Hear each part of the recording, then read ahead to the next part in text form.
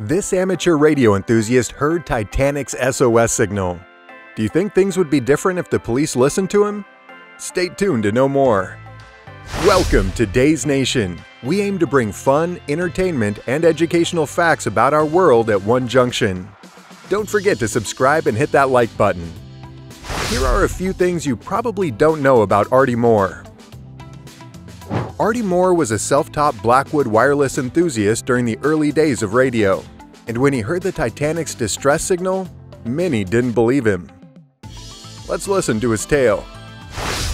When Artie Moore was born in 1887, Queen Victoria was still the monarch, and he resided in a watermill from the 17th century. But he didn't know that because of his fascination with the ultra-modern technology of wireless communication, he would experience a life-altering event on the evening of April 15, 1912, when a catastrophe that would be known around the world occurred. When it first went into service, the RMS Titanic was the biggest ship in existence. She carried 2,224 passengers and personnel, some in luxury, but all in comfort. She was graceful, opulent, and enormous.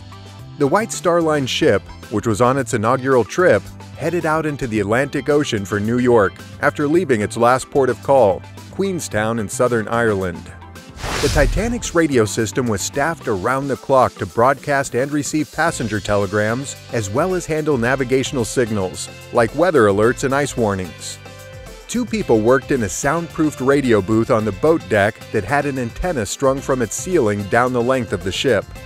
Artie Moore's spindly cable could pick up these strands of wires' weak signals from thousands of miles away. On April 15, 1912, just after midnight, the Titanic, which was cruising in the North Atlantic, crashed with an iceberg, 375 miles off the coast of Newfoundland. Artie was sitting at his desk at Gelly Gross Mill in the early morning, listening. He picked up a lazy Morse code signal that said CQD Titanic, 41.44 north, 50.24 west. Simply put, the mysterious CQD stood for Come Quickly Distress. The ship's position was indicated by the numerals. Moore duplicated the frantic messages prior to the Titanic going silent 2 hours after the initial distress call. He hurried to the police station to inform them as the signal started to fade. However, neither the police nor anybody else he spoke to believed him. They were quickly disproven, though. They read about the 1,500 persons who perished in the icy Atlantic in newspapers. Additionally, they learned that the Titanic had been using the brand new SOS distress signal, just like Artie had reported. Artie was ultimately rewarded for the talent he displayed that evening. A local person wrote to radio pioneer Guglielmo Marconi, who had worked in South Wales, to inform him of Moore's accomplishment. Marconi gave him an opportunity to work for his new wireless business. When war broke out 2 years later, Artie's skills were even more in demand.